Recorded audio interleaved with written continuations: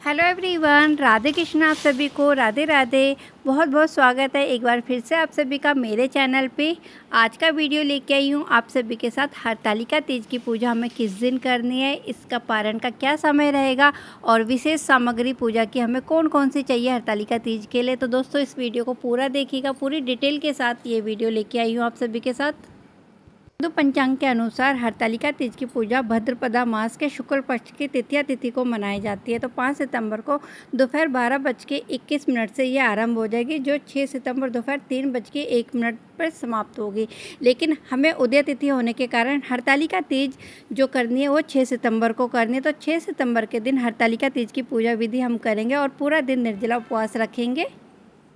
6 सितंबर को आपको पूरा दिन निर्जला व्रत रखना है। निर्जला व्रत रखने के बाद आपको 7 सितंबर को अपने व्रत का पारण करके ही अपना ये व्रत खोलना है। तो जो पारण का समय रहेगा वो सुबह के समय रहेगा। तो सुबह का जो शुभ मुहूर्त है 7 सितंबर को वो है 6:02 से लेके आपके 8:33 तक। तो आप हरतालिका तीज के व्रत का जो पारण करेंगे वो 7 सितंबर को सुबह 6:02 से लेके 8 बजे तक कर सकते हैं।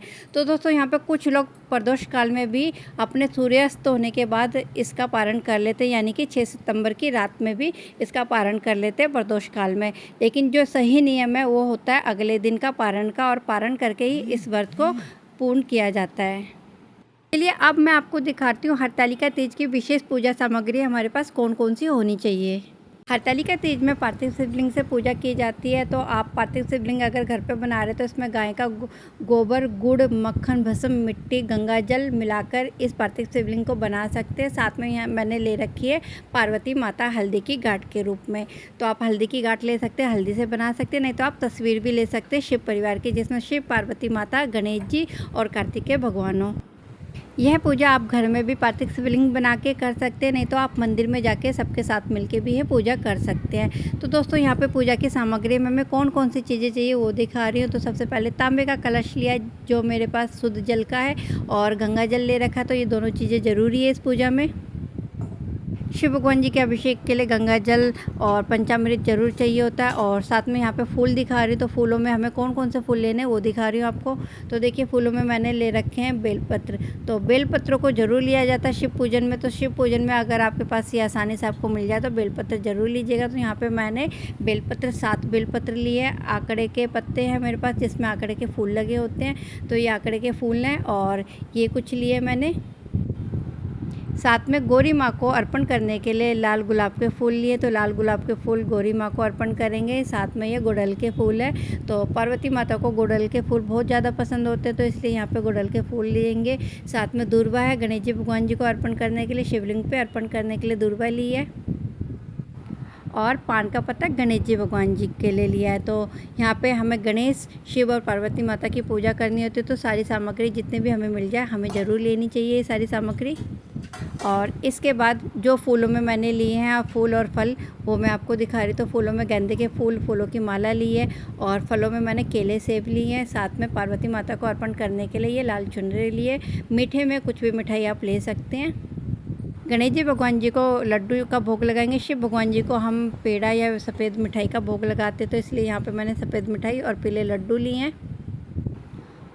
और यहाँ पे अब पूजा की सामग्री दिखा रही। तो पूजा की सामग्री में विशेष हमें कौन कौन सी चीज़ें चाहिए वो दिखा रही। तो सबसे पहले यहाँ पे मैंने अक्षत ले रखे हैं। तो देखिए जितनी ज़रूरी चीज़ें होती है वो आप ले सकते हैं। बाकी सामग्री तो बहुत ज़्यादा होती है, लेकिन जितना आपके पास संभव हो आप वो सारी लीजिएगा। यहाँ पे सुपारी लिए गणेश जी भगवान जी को अर्पण करने के लिए। शिवलिंग पे मैंने अक्षत चढ़ाने के लिए लिए। साथ में यहाँ पर मैं कमल गट्टे दिखा रही। तो कमल गट्टे भी शिवलिंग पर अर्पण किए जाते हैं। साथ में ये है मूंग की दाल साबुत। मूंग की दाल साबुत लेंगे। काले तिल हैं, तो इसमें काले तिल ले रखे हैं भगवान जी को अर्पण करने के लिए। जनेऊ है, तो पीले और सफ़ेद जनेऊ लेंगे शिव और गणेश जी भगवान जी को अर्पण करने के लिए। यहाँ पे मेरे पास ये भस्म है, सॉरी ये गुलाल है मेरे पास। तो ये गुलाल है। और ये मेरे पास लाल चंदन का बुरादा। तो लाल चंदन का बुरादा भी शिवलिंग पे अर्पण किया जाता है। और ये है भस्म। तो भस्म ये है, और वो पहले जो मैंने आपको दिखाया था वो गुलाल था। तो गुलाल भी अर्पण किया जाता है और भस्म भी अर्पण किया जाता है। और ये है इत्र। तो चंदन का इत्र अर्पण करते हैं शिवलिंग पे।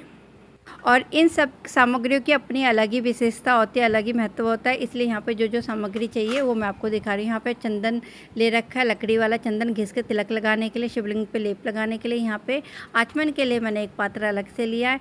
और ये है मेरे पास पंचामृत। तो पंचामृत में मैंने गाय का दूध, कच्चा घी, शहद और दही मिलाई है, शक्कर मिलाई है, पंचामृत बनाया है। साथ में शिवलिंग पे अर्पण करने के लिए मैंने शहद भी लिया है।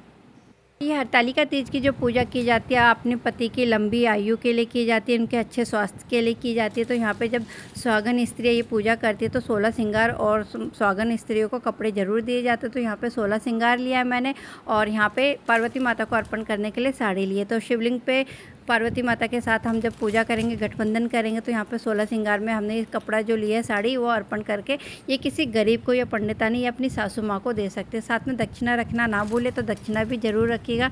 तो 16 श्रृंगार में जो भी चीज़ें आती हैं आपकी, मेहंदी, हल्दी, सिंदूर, अलता, जो भी जितनी भी चीज़ें हैं, चूड़ियाँ, मैंने सब चीज़ें ले रखी हैं। तो यहाँ पर एक एक करके मैं आपको दिखा भी देती हूँ कि क्या क्या मैंने लिया है। यहाँ पर 16 श्रृंगार के साथ ये जो वस्त्र है आप ये ज़रूर लीजिएगा। तो ये सारी चीज़ें हम अपनी सासू माँ को उनको बायने के रूप में दे सकते हैं।